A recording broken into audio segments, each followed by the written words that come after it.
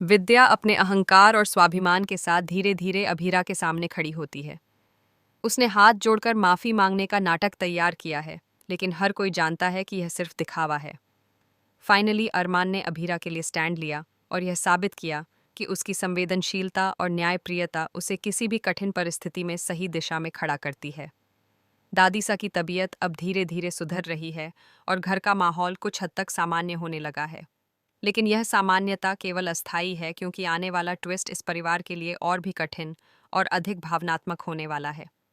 अभीरा का घर लौटना किसी खुशी की घड़ी की तरह प्रतीत हो सकता है, लेकिन वास्तविकता बिल्कुल अलग है। पूरे घर में किसी के चेहरे पर खुशी नहीं है, सिवाय माधव के। सभी लोग अभीरा की बुराई करने में लगे हुए हैं। ये वही लोग हैं जिनके लिए अभीरा ने पहले अपने परिवार और अपने आत्मसम्मान की खातिर लड़ाई की थी। उन्होंने अपने आत्मसम्मान और अपने प्यार को दांव पर लगाया था, ताकि दूसरों के लिए न्याय सुनिश्चित किया जा सके। और आज वही लोग जो कभी उसके समर्थन के पात्र थे, उसकी बुराई करने में पीछे नहीं हट रहे हैं। उनकी नफरत और कटुता का कोई अंत नहीं है। अभीरा यह जानती है कि ये लोग उससे प्यार नहीं करते, लेकिन उसने कभी यह नहीं सोचा था कि उनका व्यवहार इतनी गहरी नफरत का प्रतीक होगा। हर शब्द, हर मुस्कान, हर छोटी सी टिप्पणी में सिर्फ उसकी बेइज्जती करने का इरादा झलकता है। और वहीं काजल ने तो हद ही पार कर दी। काजल सब कुछ जानती है, सारा सच उसके सामने है, लेकिन अपने व्यक्तिगत फायदे और लाभ के लिए चुप है।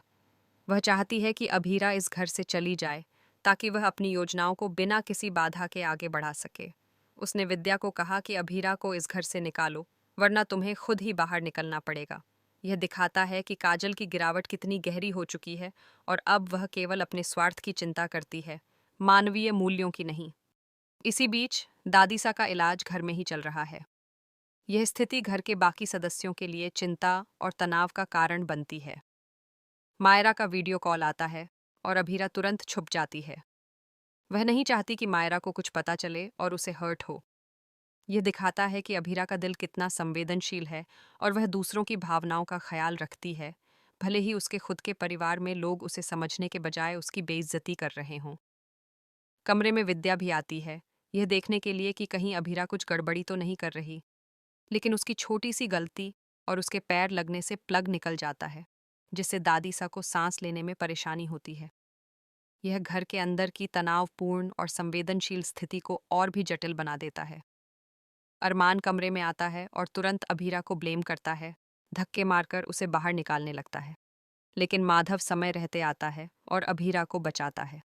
वह यह सवाल करता है कि कमरे में तो विद्या भी थी, तो सिर्फ शक का निशान अभीरा पर क्यों आ रहा है। ये दिखाता है कि कभी कभी परिस्थितियों के कारण गलतफहमी उत्पन्न हो जाती है और किसी का दोष साबित करना उतना सरल नहीं होता। हालांकि विद्या जानती है कि अभीरा की कोई गलती नहीं है, फिर भी वह सपोर्ट नहीं करती। वह चाहती है कि अभीरा इस घर से चली जाए। यह उसकी मानसिक जद्दोजहद और अहंकार का प्रतीक है कि वह अपनी भावनाओं को दबाकर भी दूसरों पर नियंत्रण पाना चाहती है। अब आने वाला ट्विस्ट और भी ज्यादा जटिल है। विद्या अब अभीरा की बेइज्जती करने के लिए पूरी तरह तैयार है। उसकी हरकतें गिरी हुई और अपमानजनक हैं। वह कहती है कि अभीरा अपने हुस्न और प्यार के जाल में अरमान को फंसाने आई है, और यही गिरी हुई हरकत वह कर रही है। यह भावनात्मक तनाव चरम पर है और दर्शकों के लिए अत्यंत रोमांचक मोड़ लेकर आता है। अरमान गुस्से में कहता है कि बस माँ, बहुत हो चुका है, आपको अभीरा से माफ़ी मांगनी होगी। यह दिखाता है कि अरमान अब स्थिति को नियंत्रण में लाने के लिए सख्त कदम उठा रहे हैं और वे जानते हैं कि न्याय और सच्चाई का पालन करना केवल उनका कर्तव्य नहीं, बल्कि उनका व्यक्तिगत सौभाग्य भी है। विद्या अपनी मन की उलझन और आक्रोश के बीच कहती है कि इस लड़की की वजह से वह मुझसे गुस्सा कर रहा है। लेकिन अरमान जवाब देते हैं कि बात सिर्फ अभीरा की नहीं है, बात उस लड़की की है जिसकी आप बेइज्जती कर रहे हैं, इसलिए माफ़ी मांगना अनिवार्य है। अभीरा अब इस परिवार से माफ़ी नहीं मांगना चाहती और न ही कुछ चाहती है। सब कुछ जिसे उसने प्यार, संघर्ष और प्रयास के माध्यम से हासिल किया था, अब उससे छीन लिया गया है।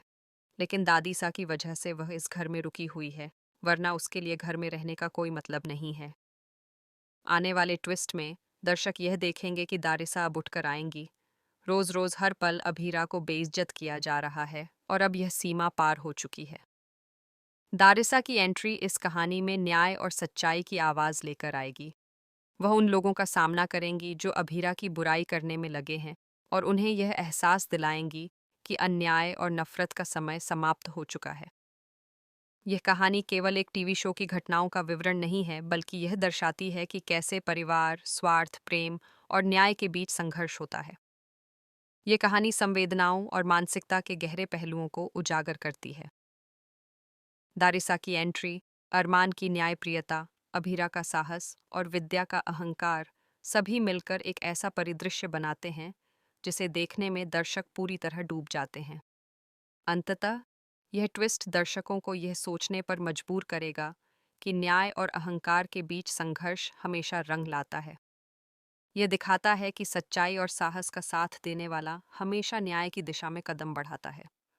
दर्शक इस कहानी में न केवल मनोरंजन पाएंगे, बल्कि मानवीय